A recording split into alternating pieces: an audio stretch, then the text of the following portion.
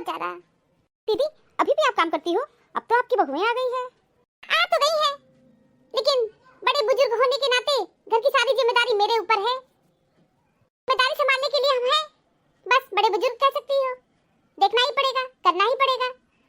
वो लोग का क्या है, लाइफ एंजॉय कर रहे हैं। तो दीदी आपको बहुत गुस्सा भी आता होगा। अरे नहीं सुमन, हम गुस्सा सा नहीं होते हैं, बिल्कुल भी नहीं होते हैं। बढ़ते समय के साथ खुद को बदलना बहुत जरूरी है। अगर नहीं बदलोगी तो बहुत पीछे रह जाओगी और घर में हमेशा कलेश होगा। इसलिए मैं दूसरों को बदलने का प्रयास ही नहीं करती हूँ, मैं स्वयं को ही बदलनी हूँ। दीदी आप तो बहुत अच्छा काम की। तुमको क्या बताएं, तुम सुनोगी तो हंसोगी।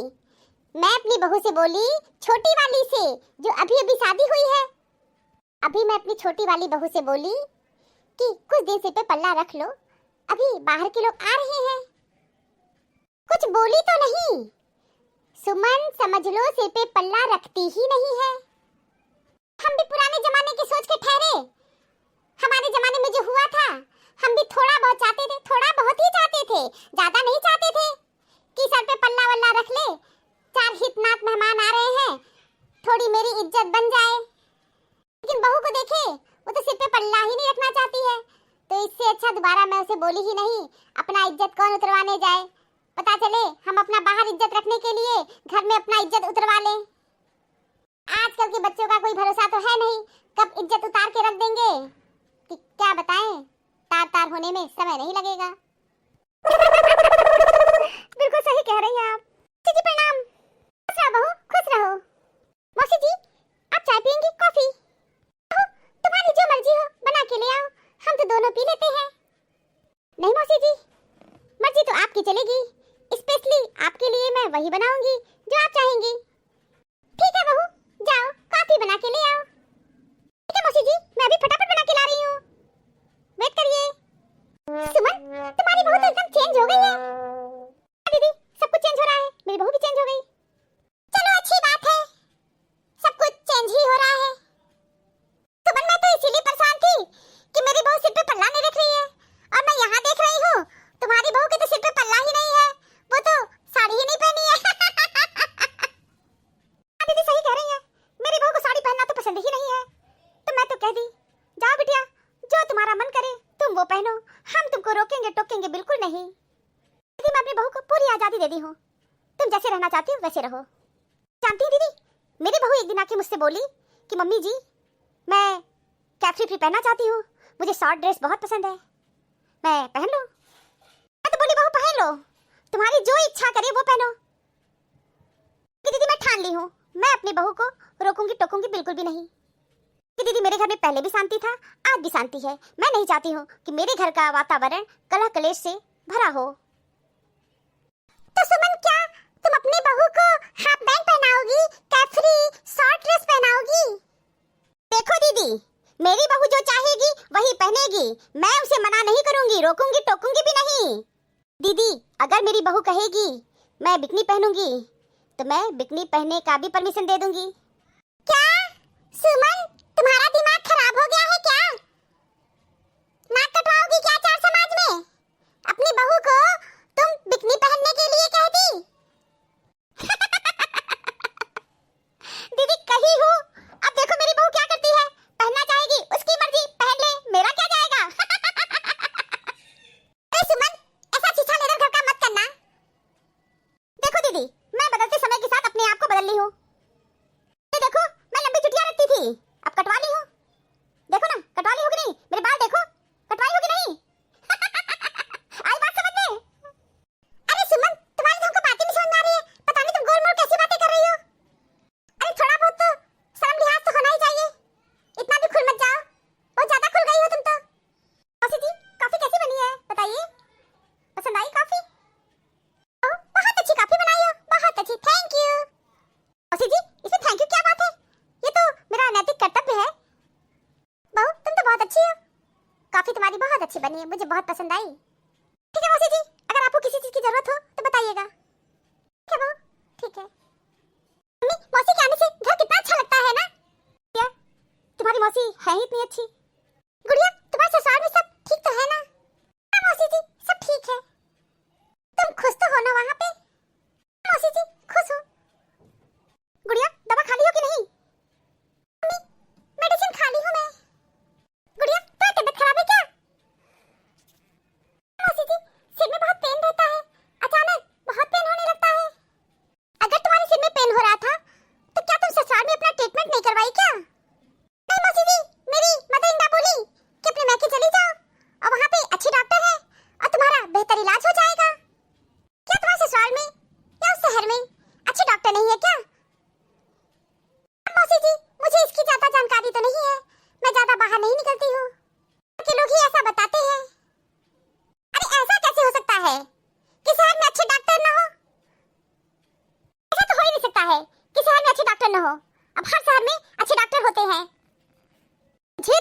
गुड़िया के ससुराल वालों की बहुत बड़ी चालाकी लग रही है। गुड़िया के ससुराल के लोग जरूरत से ज्यादा ही चतुर चालाक हैं।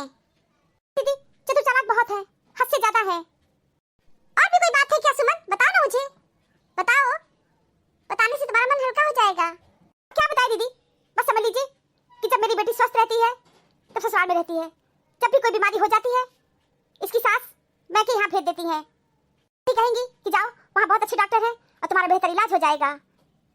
मेरी तो बेटी है ना, मुझे तो अपनी बेटी का इलाज करवाना ही पड़ेगा। क्या इनके ससुराल के लोग हर बार बदतमीजी करते हैं? हर बार दीदी, हर बार बदतमीजी करते हैं। तो गुड़िया का यहाँ आना जाना तो बहुत होता होगा। ये तो हर महीने होता है। मेरी तो बेटी है ना, मैं अपनी बेटी का इलाज नहीं करवाऊंगी, उसको मरते हालत में छोड़ दूंगी क्या? ससुराल वालों की बहुत बड़ी बदतमीजी है। मन, तुम गुड़िया की सास से कभी बात नहीं की क्या? अब दीदी आप कैसी बात कर रही हैं?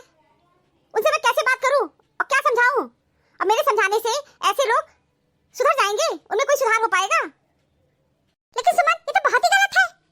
ये कौन सी बात हुई कि जब तुम्हारी बेटी स्वस्थ रहे तो ससुराल में काम करेंगी और जब बीमार हो जाएंगी तो उनको मैके भेज दो।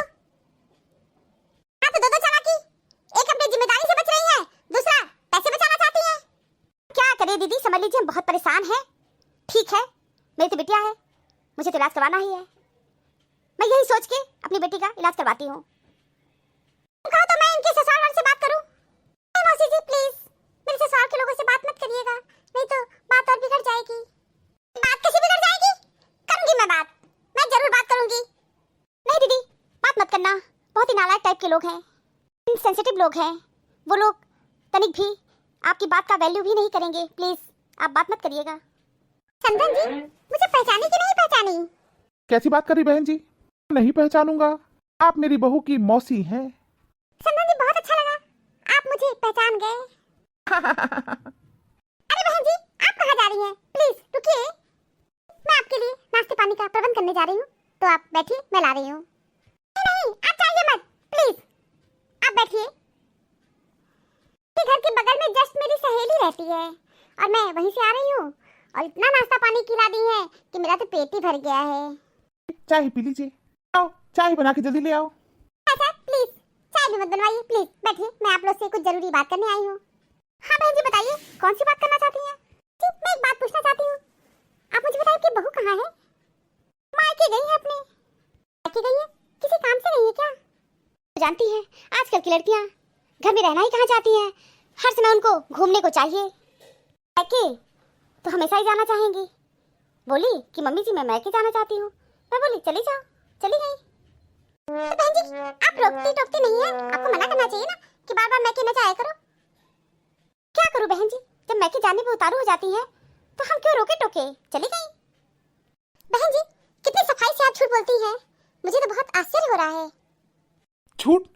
बहन जी आपको कोई गलत फहमी हो रही होगी, हम लोग के यहाँ कोई झूठ नहीं बोलता है। भाई साहब या तो आपको जानकारी नहीं है या आप झूठ बोल रहे हो। बहन जी आप ये कैसी बात कर रही हैं? ठीक कह रही हूँ, बातें बिल्कुल सही कह रही हूँ। आपको पता ही नहीं है कि घर में क्या हो रहा है। दरअसल ये है कि आपकी बहू जब बीमार होती है तो आपकी पत्नी उनको मायके भेज देती है। कोई भी बीमारी होता है तो तुरंत आपकी वाइफ उनको मायके भेज देती है, ये कह के कि यहाँ पे अच्छे डॉक्टर नहीं है। भाई साहब ये कितना गलत कर रहे हैं आप। जब आपकी बेटी स्वस्थ रहे तो मायके में नहीं जाएंगी और जब बीमार हो जाएंगी तब वो मायके में जाएंगी, क्योंकि स्वस्थ रहने पर वो ससुराल में काम करेंगी।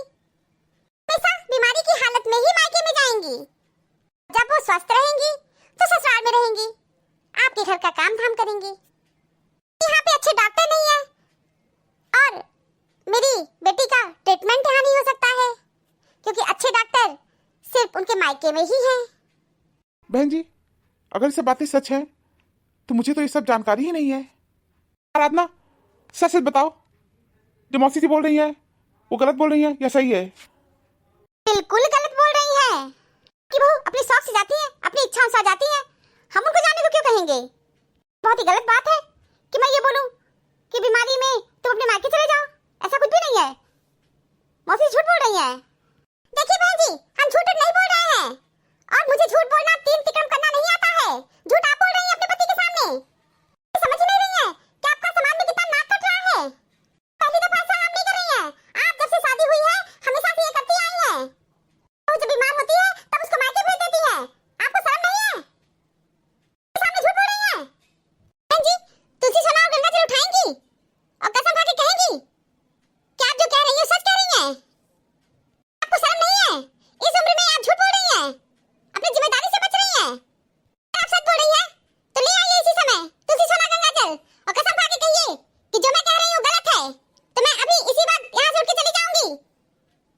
मैं क्यों खाऊं तुलसी सोना गंगा जल का कसम? मैं क्यों खाऊंगी? अच्छा, तो तुम तुलसी सोना गंगा जल का कसम नहीं खाओगी? इसका मतलब बात सही है। मौसी जी जो बात कह रही हैं वो बिल्कुल सही है। हाँ, सच सच बताओ, मौसी जी जो बात कह रही हैं सही है कि नहीं? हाँ, बात तो सही है।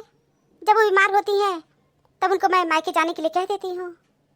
ऐसा तुम हर दफा की हो। मैं हर बार ऐसा ही की हूँ। जब जब बीमार वो होती थी तब उनको मायके में भेज देती थी और मायके में उनका बेहतर इलाज हो जाता है। उनकी देख रेख भी अच्छी हो जाती है क्योंकि उनकी मम्मी पापा भाई बहन सभी लोग वहाँ पर हैं। वहाँ पे उनके मम्मी पापा भाई बहन सब कुछ है और यहाँ पे सब लोग मर गए थे क्या? बताओ, मर गए थे ये कैसी बात कर रहे हैं आप? मरे आपके दुश्मन? ना? तुम मेरे नाक के नीचे बहुत ही गलत काम की हो और मुझे पता भी नहीं चला इस बात का। यहाँ के लोग मर गए होते तब बहू मैके जाती तो अच्छा रहता। मैं बहुत शर्मिंदा हूँ तुम्हारी इस हरकत की वजह से। मुझसे बहुत बड़ी गलती हो गई। मैं नहीं जानता था कि मेरे घर में ये सब हो रहा है। मैं आज ही आता हूँ, अपनी बहू को मैं लेके आऊँगा, बहू का बेहतर इलाज करवाऊंगा। आज के बाद मेरे घर में ऐसा कुछ कभी नहीं होगा। आपकी पूरी जिम्मेदारी मैं लेता हूँ। बहन जी, आप भी एक औरत हैं, मैं भी एक औरत हूँ और आपकी बहू भी एक औरत ही है। ये दुख की बात है कि हम लोग औरत होके ही एक औरत के दुख दर्द को समझ ही नहीं पाते हैं। आप जरूरत से ज्यादा चतुर चालाक बन गई। आपकी बहू स्वस्थ रहती है तो ससुराल में काम करेंगी और जब बीमार हो जाएंगी तब आप उनको मायके भेज देती थी। ठीक है बहन जी, मुझसे गलती हो गई है, मैं सॉरी बोलती हूँ। मुझे क्षमा कर दीजिएगा। करूँ, मैं स्वार्थी बन गई थी और सिर्फ बहू से काम की अपेक्षा की, उसके स्वास्थ्य का ध्यान ही नहीं दी। जैसे ही बीमार होती थी मायके भेज देती थी। मुझसे बहुत बड़ी गलती हुई है। आइंदा मैं ऐसी गलती कभी नहीं करूँगी। ये अच्छी बात है, जब जागो तभी सवेरा।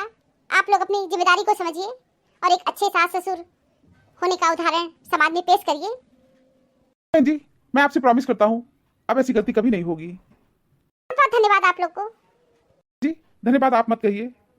धन्यवाद तो मुझे आपको करना चाहिए कि आप मुझे इतनी बड़ी जानकारी मुझे दी है। ठीक है बहन जी, मुझे भी क्षमा कर दीजिए और अपनी बहू को लेने मैं स्वयं जाऊंगी। सोच की बंदिशों में कैद होकर अक्सर हम मान लेते हैं जिसके साथ जो होता है वो उसी लायक होता है। हम ये नहीं सोच पाते कोई किसी भी लायक हो सकता है, बस हमारी सोच उस लायक नहीं हो पा रही। लोगों की नज़र में बेहतर बनने के लिए लोग झूठ बोल जाते हैं। नतीजा ये होता है सच्चाई सामने आने के बाद बेहतर के बदले रद्दी बन जाते हैं। जब गिराने वाले अपने ही हो तो संभलने में बहुत वक्त लगता है। जिंदगी और भी आसान हो जाती अगर वक्त से पहले लोगों की पहचान हो जाती। Thank you for watching this video. Video अच्छी लगी हो तो लाइक और शेयर करना ना भूलें और चैनल को सब्सक्राइब नहीं किया है तो फटाफट सब्सक्राइब कीजिए। प्रिय दर्शकों, आपके प्रेम में विश्वास से मेरे वीडियो वायरल हो जाते हैं। मेरे पास आपके बहुमूल्य सुझाव भी आते हैं और मैं उन सुझावों को अपनी अगली वीडियो में अमल में भी लाती हूँ। आप सभी का बहुत बहुत धन्यवाद। मेरा निवेदन है कि मेरे वीडियो को लाइक अवश्य करें और बेल आइकन दबाकर सब्सक्राइब अवश्य करें। आपके सब्सक्राइब करने से इस चैनल को बहुत बड़ा सहारा मिलेगा। प्लीज मेरे चैनल को सब्सक्राइब कीजिए। मिलते हैं अगले वीडियो में एक नई स्टोरी के साथ। तब अपना बहुत ख्याल रखिए, हमेशा स्वस्थ रहिए, प्रसन्न रहिए, हंसते मुस्कुराते रहिए। आप सभी को बहुत बहुत धन्यवाद, बहुत बहुत धन्यवाद।